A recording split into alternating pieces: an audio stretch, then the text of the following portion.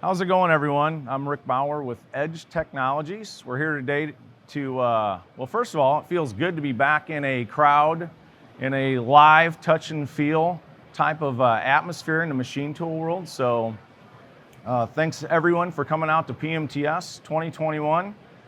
We're going to talk today in a very simple, basic way about adding automation or adding a bar feeder to an existing lathe. We're going to break it down really in three topics. Things we're going to cover.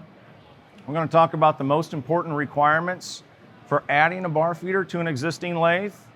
We're also going to talk about some notables when buying a bar feeder in a used market to put on an existing lathe.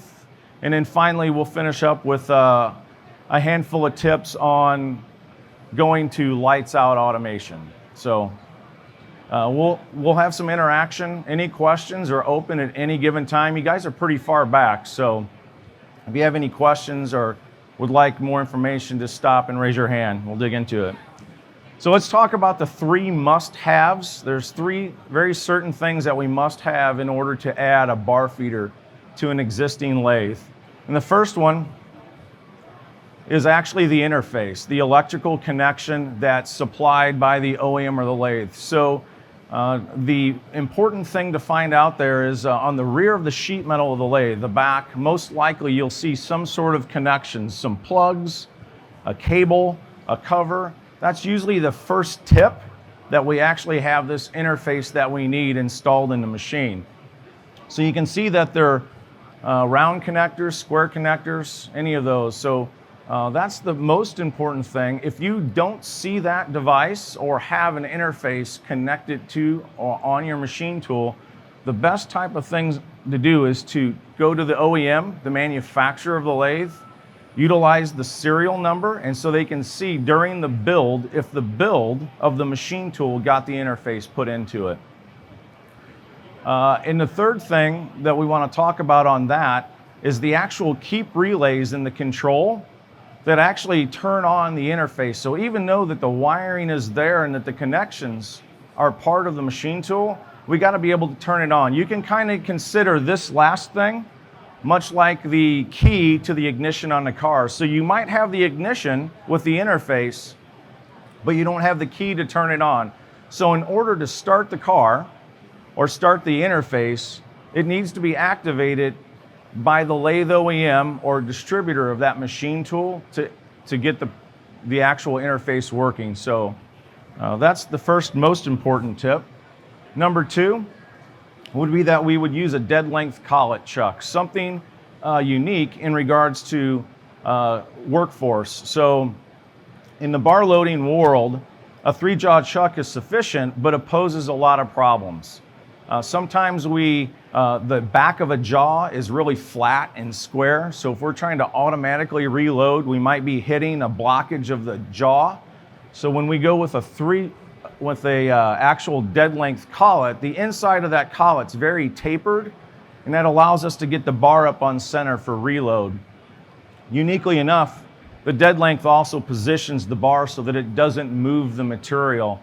So any other type of chuck system, push to pull or a pull to close, they have the opportunity of moving or repositioning the material, which could create a long or a short part.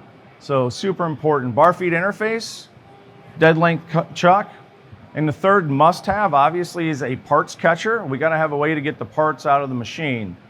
So a simplistic parts catcher will get us our component out, allowed to do some continuous production. Now for some of you, you might have a main spindle machine, a sub spindle machine. Depending on the part process, we need to make sure that we have the parts catcher installed maybe on one or both of those.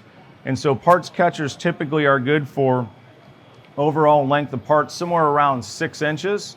So anything longer than that, we have to think about some sort of mechanical unloader or a different variant. So those are our three must-haves in order to add a bar feeder. We got to have the electrical interface supplied by the lathe OEM. We got to have a dead length collet chuck for superior work holding, and we need to have a parts catcher. We'll give you 3 more tips. We will call them like to haves. So they're certainly also important. we obviously would consider a chip conveyor at this point because we're going to have more continuous production.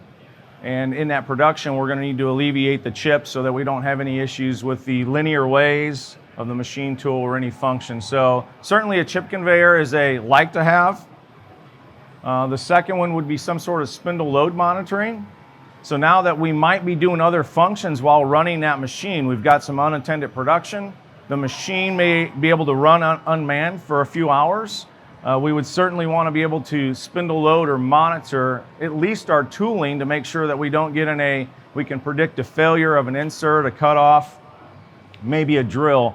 So certainly considering some load monitoring software works. And finally is going to be the mist collection. So maybe before you were hand chucking the job, you're opening and closing the door and a lot of that mist is getting in there, but we put this thing now into a full-blown production mode where we're making a short cycle time rapidly. It's quickly overlooked is the mist collection. So we're going to do a quick demonstration right over here with Dan Borders. We are also showing two of our mist collectors today. The mist collector that we're demonstrating here in the laser box is for a water-soluble solution. So you can imagine we would have the mist blowing. Go ahead, Dan, take it over. Yeah, Dan Borders, Edge Technologies, Vortex product manager. We do have our two units here, the AF series up top, which is actually working with this box here. That's going to be for your water-soluble coolants. We do have 4 models there, the AF10, 20, 30, and 40 for different size machine tools. And then the one in the lower half there is our OS 550.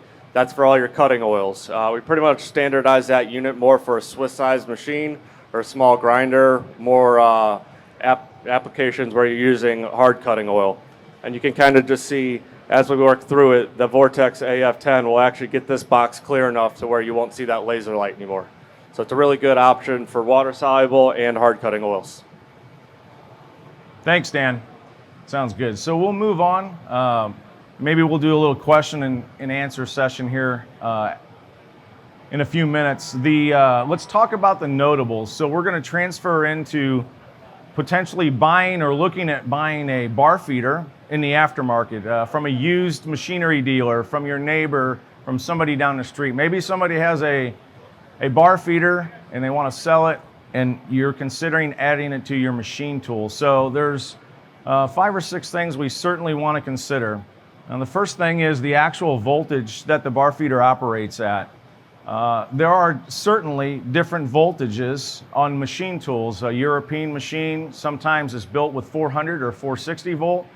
A Korean, Taiwanese, Japanese machine tool builder typically builds things 200, 208 voltage. The most important thing buying a used bar feeder, do not plug it into the machine tool. If the plug looks like it fits, don't tempt yourself. The wiring is most likely different from the manufacturers that could create an expensive failure due to sending a leg of 3-phase into the machine and wiping out all the 24-volt switches or something. So even though the connectors look like they fit, do not plug that into the machine because there certainly could be some differences in the wiring. So first thing is most important, voltage of the machine. That definitely has an effect on pumps and motors, so we would want to make sure that those are compatible.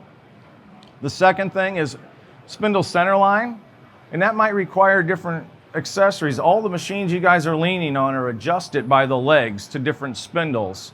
However, manufacturers make spindle center lines at different heights. For instance, a machine that might have a third turret in it or a lower turret forces the spindle up much higher, which forces the bar feeder center line higher. So we have to make sure that the accessories, the legs, the stands, and all the components have the ability to get high enough, or if it was on a high machine, can it get low enough to go to a different machine? So voltage and center height.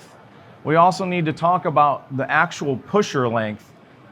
So the bar feeder utilizes a pusher to hold the end of the material, retract the remnant, and keep things in production. Uniquely enough, that pusher is configured in 3 or 4 different lengths. And we need to make sure that that pusher accepts the length of your spindle, chuck, and so on and so forth. So that kind of dictates the position of where it gets installed from the back of the machine tool. Sometimes you'll see the bar feeder may be installed 8 inches, 10 inches, 16 inches apart. That's all part of this pusher length process. Certainly we want to make sure that we're looking at a Swiss or a fixed headstock application. Obviously, the Swiss machines require many more components, the telescopic noses, the synchronization devices, things that travel with Z, or more of a conventional fixed headstock machine doesn't require any traveling components. It's sitting right up to the back of the machine, so we have to consider those going from a Swiss to a fixed or vice versa. Spare parts and availability, well, you certainly want to make sure that the OEM of that bar feeder has those parts. So there's a lot of intriguing 15, 20-year-old bar feeders out there for sale.